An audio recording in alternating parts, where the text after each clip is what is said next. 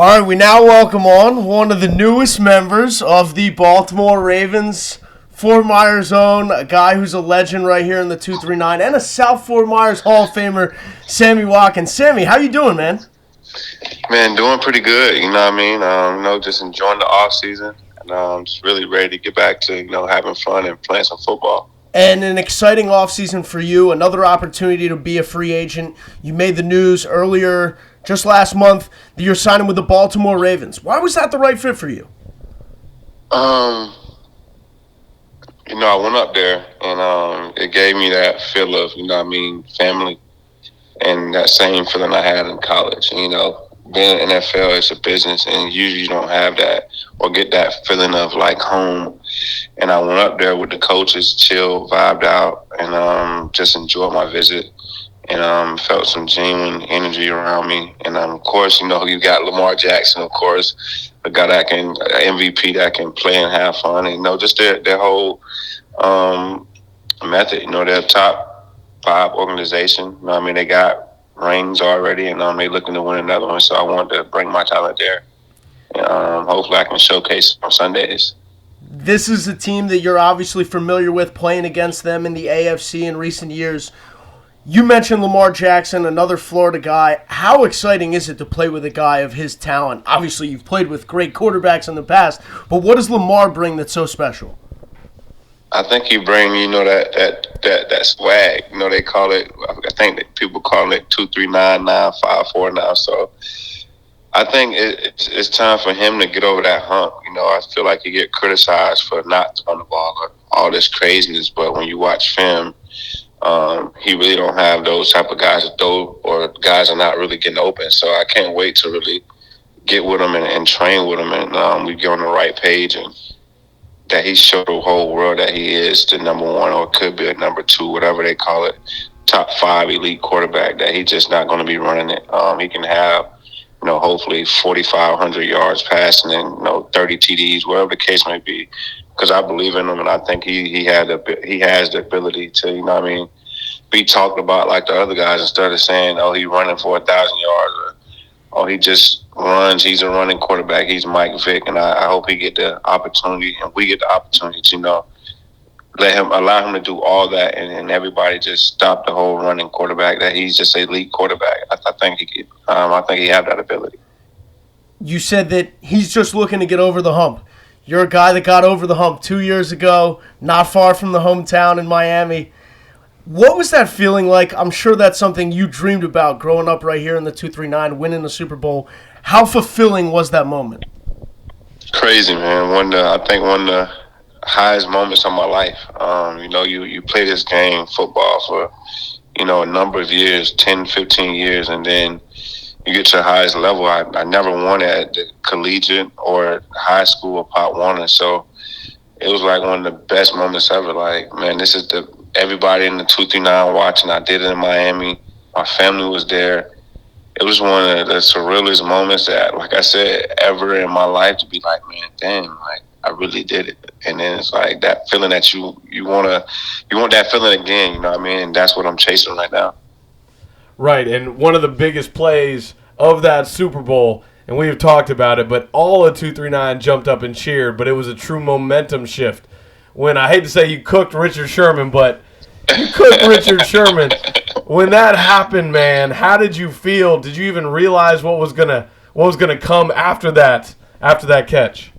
Nah, man, you kind of just living in a moment, and that play is just crazy, because we worked on that all week, and I seen a guy slip him inside, and my coach was like, man, no, you shouldn't try it. And that was like one of the moments, like, man, forget it. I'm gonna try it. If it worked, it doesn't. But it worked, man, and that's what you see Kansas City Chiefs fans, myself, and everybody in the world. If you talk about Sammy Watkins, it's that particular play. It's not any other play in the world that they talk about, and that's something that's gonna be left as far as my legacy. And it's something special. So then, like 3 days ago, you tweeted that your favorite play with the Chiefs was the AFC touchdown catch. How is that the case if you're saying everybody knows the Richard Sherman play? As far as the fans, I think that play and being in the Super Bowl, that signified, like, dang, we have hope. We finna score the ball. So I feel like they took that play more serious because it's for the Super Bowl. And then for that game, I feel like that was one of the most surrealist moments for me because I pictured it and I dreamed it, and it happened before in that same spot that it happened in the previous year, third round, when I caught the ball on the Patriots. Right. And I didn't score, and I tripped up and fell. And I feel like that would have changed that moment. And I actually caught it, didn't slip, didn't fall, and we kind of sealed the victory as far as that particular play. And that was one of the most surrealist moments for me. It was like that LeBron James, that Michael Jordan, like, let me close it out type of thing. And it was one of the biggest moments for me. That's so cool. Was it tough to leave Kansas City coming off all the success that you've had there, and then probably leaving with a bitter taste in your mouth in the final game that you guys played? Of course, it's hard to leave. Arguably, I think one of the best head coaches in the game, Andy Reid, some of the best elitist players that I probably may ever play with. You got Patrick Mahomes, Travis Kelce, Tyreek Hill. But at the same time, it's like, for me, it's a business. It's like, if y'all don't want me, then I'm going to show you why you should have kept me, or why you should have gave me the money that I was asking for. And, I always tell people now, like, I'm passing that torch to Lamar Jackson, even though he already had it. He already had it before me. It's like, now let's fuel that fire and take it to the next level and show the world, like, man, we can do it together. And that's my whole purpose of going there. And it's amazing to hear you said that kind of at the beginning. You said that the Raven feel was family. You have a young receiver, Hollywood Brown, there. Are you looking forward to kind of working with him as just a speedster coming up and teaching him the game? Because you're a veteran now, man. You're a veteran. You're the one who made the play in the Super Bowl that everyone watches. Honestly, I watched this film. I think Hollywood pretty much got all the tools to be the best. And, he's, of course, having success and scored touchdowns last year. I just think he got to get that mental aspect of letting the game come to him. And really just working with Lamar. I think the more you can work with him, the more you can train him to trust you and be there for him. When he does, lights go off or things that happen in fast form, he can just toss the ball up to you. You got to get that relationship with him. But other than that, I think we can definitely learn from each other on the field. And hopefully we can, piggyback after each other, stack up hopefully not just for 1 year, a whole career together, and be special together. Hopefully get Lamar. 1 or 2 rings. I think that guy deserves it. No, absolutely. Me just being an amateur asking questions, I get so geeked up thinking how you get to play with Lamar and you got to play with Mahomes. How is that as a receiver? Like, dang, man, like the world is yours. I actually been blessed, bro, to play with some elite guys, man, throughout my whole career. Honestly, I went from Jared Goff to Patrick, and now from Patrick Mahomes to another MVP. 2 MVP quarterbacks, and not only that, but 2 guys that went to a Super Bowl and played in the Super Bowl. So I think it's really, really something special that God has been doing, with my life as far as putting me in the right situations. And hopefully with this situation, it doesn't happen what happened last year. I actually have an opportunity to win it. And, show the world that it's not just about a team. It's about everybody collectively. It's about a team and everybody collectively. It's not about 1, 2, 3 guys. It's about everybody, having fun and enjoying it. And hopefully hopefully we as Baltimore and organization can, get a ring again. You play with great quarterbacks in the NFL. You're going to play with another great quarterback in the NFL. But you played with a Hall of Famer in high school, too. We had Dallas Crawford on a couple months back. Obviously a great player. What was your relationship with, in Dallas in high school and still to this day? Me and Dallas was close. I think we still are. And he was different. He was one of those dogs. He was one of those guys that he's like that fire that Lamar Jackson got, or the fire that Patrick Mahomes got, and all these elite guys. Because when you look at it, he was not just doing it on offense. He was doing it on defense. He was doing it when we was playing basketball, when we was running track. So I give Dallas nothing but unbelievable respect because man, he not only helped me in high school, but he helped me in Pop Warner. We played Pop Warner together, and just his energy and how his presence and how he came every day as a young kid, prepared and ready to, maximize everything that God, the ability that God has gave him. And man, he's doing special things now in coaching. And the kid's unbelievable as far as just being the person, the man that he is, and he has helped me a lot throughout my whole life, just mimicking him, and we both piggybacking off each other and just chasing success as a young kid, and he really helped me get to the level that I'm at now. And you said success as a young kid, chasing, but you ran to success. I heard freshman year, the coming out party of Sammy Watkins, someone named Broderick Jenkins just decided to come out of a game versus Cypress Lake, and then they kicked to you. And the legend of South Fort Myers High School, Sammy Watkins, was born. How was it when you got that kick and you were like, daylight? Man, that was another moment that kind of flashed, and it was so quick, and I was like, my whole life changed after that moment. Coming from a freshman, then coming straight to varsity, and being on a level that Dallas on. He played freshman on varsity. He was a freshman and he played on varsity. Being able to get to that point and play with Broderick Jenkins and so many other guys, Steve, my brother, so many different guys that play on that level, and then to get out there for one play to return a kick was like, okay, I got it. And what do I do after this? And I started getting the ball out, playing a little receiver, playing some defense, and then from there, man, it was like, I'm prepared, I'm ready. This is the level I'm on, and I got to continue to work to get better and better, and I did that all through high school. Right, and then your name started to grow, was known here, and then you go to Deerfield Beach. That was the summer before sophomore year. Shoelace, Denard Robinson, you pick him off. I heard there was a little bit of a sprint, and someone might have won, and all of a sudden, a little bedlam ensued. Oh, man, that was crazy. That was one of probably the best high school camps that South Fort Myers ever went to because we destroyed everybody out there.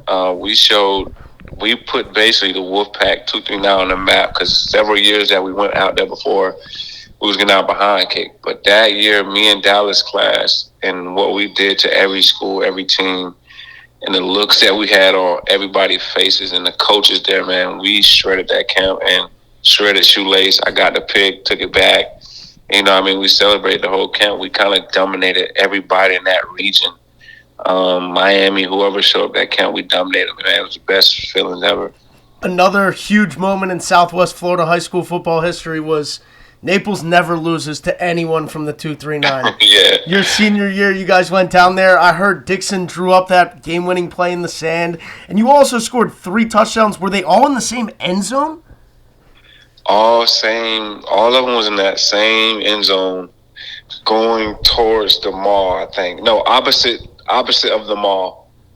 And it was just like another thing, man, like a dream come true, Every team, top team, and my brother played Naples, they lost. Dunbar played Naples, they lost. It seemed like everybody that went up there, had a sad story. And Dallas Crawford, Sammy Watkins, Dixon, Coach Redhead, and the Wolfpack team, and our whole class that I played with freshmen on, and came all the way up there, man, and dominated. And we did it at the highest level. And it was one of the most biggest moments of Wolfpack career. And I think one of probably the best seasons ever that school ever had to, beat Naples, one of the best disciplined schools, one of the best teams in Carter County, and arguably one of the best teams in, Lee County. All over that region. Sammy, to know now that kid that was winning those games and making those plays at Deerfield Beach is the guy that kids in the 239 look up to. What does that mean to you? And does that, I don't know, is that like a burden to carry at all? No, I would never say it's a burden. I think it's a blessing. You know what I mean? Because you like this big fish in this bowl. You know what I mean? Everybody can see in that bowl, So, you know, you got to walk a fine line with being real and being yourself and knowing that you are human and that, you know, you do make mistakes and things do happen. But also, you got to understand that I understand that, you know, I got this platform and I got to do the right things. And I got to, you know what I mean, set an example for myself and my kids, but not only my kids, but the people that's watching me around me. And let it be real. Don't let it be something fake and not authentic. And I think my whole life, as far as my journey, kind of shows that. Because, you know, I ran into some trouble, got in trouble in college, and, you know what I mean, had to talk to kids, the same conversation with not, don't do this, don't do that. And I think that kind of helped me in life, knowing that, man, I am human. Like, I am going to mess up, but at the same time, I do have a platform to help kids, and I need to be doing it the right way because God can easily, you know, take it away from you. So it's definitely a blessing. And it's not, like I said, it's not hard because we all human and things are going to happen. I'm not going to be perfect, but I also know that I'm not going to put myself in a situation to where I'm going to be all over the media or mess up my legacy with doing something stupid. And I've been good for these last, you know what I mean, 27 years I've been playing and been here and playing football, having fun with it. Yeah, and you said having fun, and you say legacy. Legacy going back to South Fort Myers High School, the first two numbers retired are you and Dallas. How was that coming full circle to have that pep rally and see all of these kids that you had talked about, kind of big fish looking at you, and the cheering, the love for Sammy Watkins and what you've kind of done for this area? That was one of the dopest moments to where I can sit back and, like, you know, go back and look at myself as a kid and a guy that went to South Fort Myers and the guy that walked those same halls as those students, the guy that practiced on that field, the guy that was in that gym working out and playing basketball, going through class. And as I was in that building, man, I was looking back like, man, all these wonderful memories and, you know what I mean, the fun that I had. And to be honored in that position and you know what I mean, be recognized, even recognized, because you mean you got Broderick Jenkins that been there, so many other great athletes that came through there before me in Dallas who we actually learned from and looked up to. So it was one of the most humbling moments and surreal moments in, you know, my career to be like, yeah, I did all these great things outside of South Fort Myers and the Wolfpack, but to be nominated and get a Hall of Fame and to come back to my school and be recognized by all these students, I think it was maybe 3,000 or 4,000 kids there, and all the teachers that ever teach me was there. My Miss Connie Richard, who was my guiding counselor, was there. My teachers who kept me on the right page was there. My family, it was definitely something like, man, this is real. And it made me feel like a kid again. And I've been moving off that energy 2 years ago, Super Bowl, and having that Hall of Fame. And I'm still kind of like stuck on that high. I mean, the loss of Super Bowl kind of brought me down. I'm trying to find that energy again to win another one. Sammy, here's hoping it happens again for you and for the Ravens in 2021, 2022. We appreciate you giving us a couple minutes. Best of luck this year, my man. No problem, man. Thank y'all for having me on.